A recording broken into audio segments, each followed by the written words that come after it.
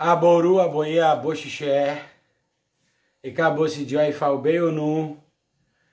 Eu sou o Babalaô e falo lá, sejam todos bem-vindos. Peço desculpa pela ausência, pelo tempo, né, porque já faz algum tempo que eu não gravo conteúdo, mas todos sabem o que aconteceu aqui no Rio Grande do Sul, e isso acaba afetando direta e indiretamente muita gente, né? Enfim, então, mas eu tô aqui de volta e o objetivo do tema de hoje é falarmos sobre ter paciência dentro da nossa caminhada religiosa. Isso já foi abordado em outros vídeos de forma paralela, e hoje eu resolvi abordar diretamente. Então é o seguinte, a pressa ela pode acabar comprometendo a aparência do caráter.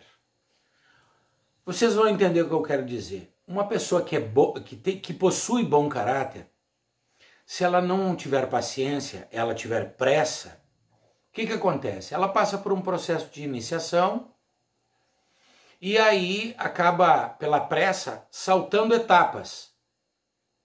Aí aprende mal e pratica mal.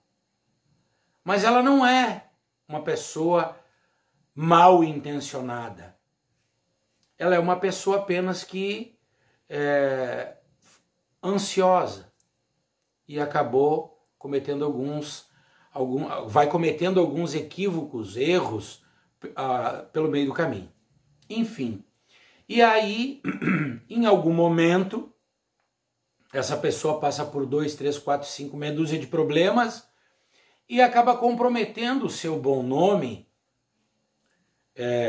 aonde as pessoas podem acabar suspeitando da idoneidade do caráter dessa pessoa.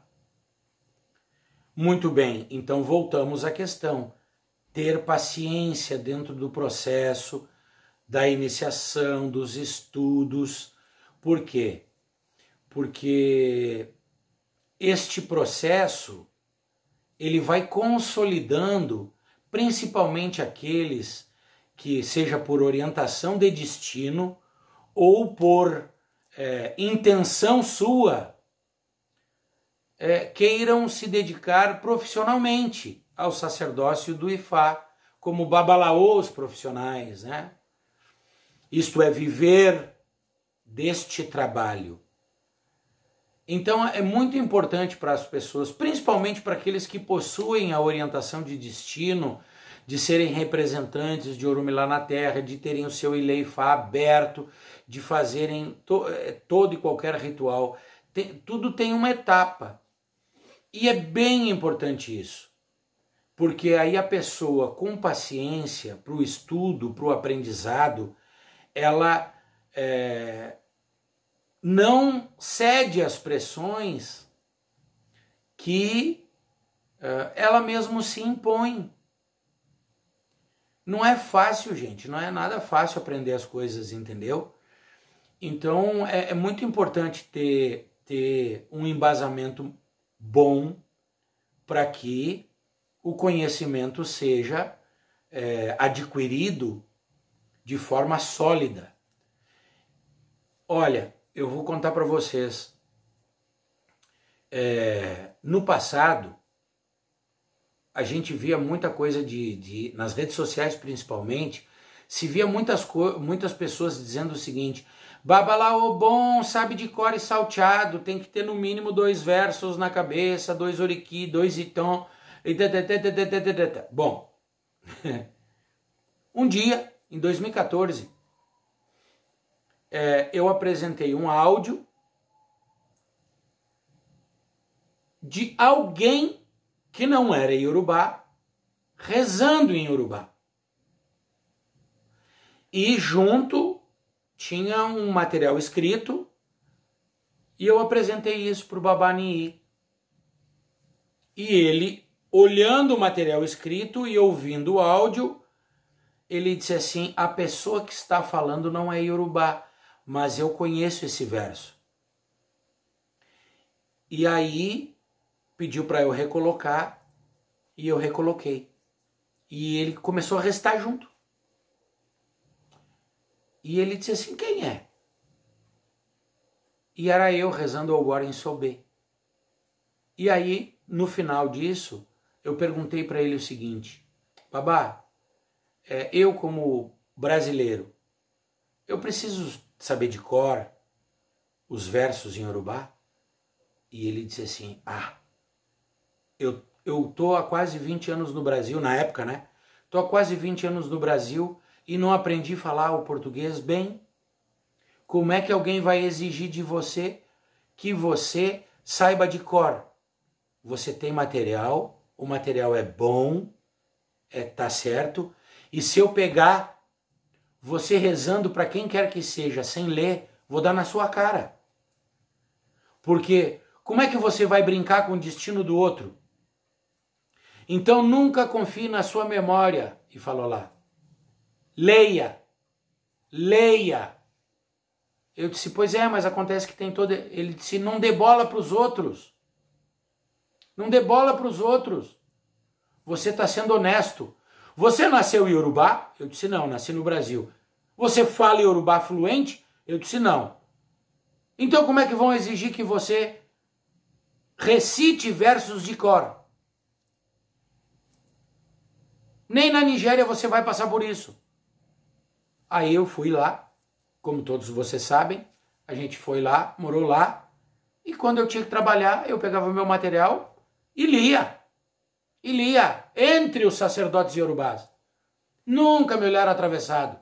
Aí o brasileiro fica botando pressão em cima de outros brasileiros. E aí acontece os problemas, desencadeia uma série de problemas. E por que é que eu resolvi tratar desse tema? Bom, primeiro, que aqui no Sul nós somos poucos, não é verdade? Então, hoje somos Salacó, eu, Ifaxolá, o Ifaxegum, e tem mais uns 2 ou 3 que são iniciados de outras famílias que eu basicamente não os conheço, né? Então, efetivamente nós somos 4, deve ter mais uns 3 ou 4, talvez, de outras famílias que eu desconheça, tá? Mas a gente ouve só falar, pessoalmente, acho que só um que eu conheço, mas os outros eu não sei quem são de fato. Nunca os vi, nunca conversamos. Então, aqui no Sul, nós temos assim hoje, né, o Salacó, eu, o Faxolá e recentemente o Ifaxegum, como vocês puderam acompanhar nas redes sociais aí, os rituais de Tefá sendo feitos para o Ifaxegum. Então, tratando disso, eu me sinto de certa forma muito abençoado, né? Porque o Ifaxolá, que foi iniciado em 2020, hoje ele é Babalaô, e o Ifaxegum, que foi iniciado agora no início de abril, que ele ainda é Omoaô, são pessoas ímpares. São pessoas ímpares. Todos os meus elogios a eles como homens, pais de família, respeitosos, pessoas pacientes com relação ao seu aprendizado, não querem antecipar nada. Nossa, nós tivemos esse final de semana, eu fui lá entregar material na casa de Ifaxegum, que é no interior do estado, em Passo Fundo. A família me recebeu muito bem, aí a gente fez várias coisas lá e ele se colocou numa posição de aprender, de acolher o conhecimento. Ele em nenhum momento me disse: babá, isso eu já sei. Mesmo que ele soubesse, ele não disse isso. Por quê? Porque ele queria ter a nova experiência, um novo conhecimento, outra forma de ver as coisas. E ele é um homem sábio por esse motivo. Eu tenho certeza que Passo Fundo, Carazinho, toda a região terá em mãos, em breve, um grandíssimo babalaô, como a região de Canoas hoje possui o Ifaxolá. E eu me orgulho eu me sinto honrado por eles terem me escolhido, e eu tenho orgulho de tê-los na nossa família de Ifá, como homens de bom caráter, sábios e sem pressa, para as pessoas que verem, né, esse vídeo poderem, e que estão pretendendo se iniciar no Ifá ou já são iniciados, tenham calma. Aquelas pessoas que anseiam por desempenhar a profissão de babalaô, mas que não possuem no seu destino, no seu caminho, esta orientação, que é lá no seu Itefá que é revelado um caminho profissional para você, poderão exercer? Naturalmente que poderão, só que elas precisam equalizar o seu próprio destino com essa vontade. Porque imagine só uma pessoa que tem no seu destino a orientação de ser um médico e que ele abre mão de ser isso, resolve ser um babalaô profissional. O que vai acontecer com essa pessoa? Vai se frustrar em algum momento, porque não é uma aptidão natural do próprio destino. O ori dessa pessoa não trouxe isso para ela. Então ela precisa saber se adequar, mas é possível, é possível. E a estes, meu Deus, a estes mais tempo ainda eles têm, né? E aqueles que têm a orientação por destino, saibam do seguinte: conhecimento não é transmitido dentro do ritual do Itefá por osmose. Toda iniciação é opcional. O conhecimento, de acordo com a orientação que vem nesta iniciação, é compulsório. Aquele que tem no seu caminho a necessidade de praticar, para o cumprimento do seu destino, praticar o sacerdócio profissional, ele tem obrigação de estudar e aprender tudo que compete às atribuições para o bom desempenho do seu destino. Porque não adianta dizer o seguinte: tem que aprender tudo. Não existe aprender tudo. Ninguém será bom em tudo, proficiente em tudo. Isso não existe, tá bom? Então, esse é o vídeo que eu estou deixando aqui agora como retorno, depois desses, sei lá, quase 2 meses ausente de produção de conteúdo para vocês. Tá bom, gente? Que aos gaúchos que enfrentaram essa catástrofe, eu desejo a todos força, que o orixá esteja sempre com vocês, porque eu já falei no outro vídeo, no outro Rios curtinho, o orixá de vocês não abandona seus filhos jamais. E aqueles que não passaram por isso, que estão em outros estados do Brasil, eu agradeço a compreensão. O Lodo Mariagbel, Axé, o Dabo!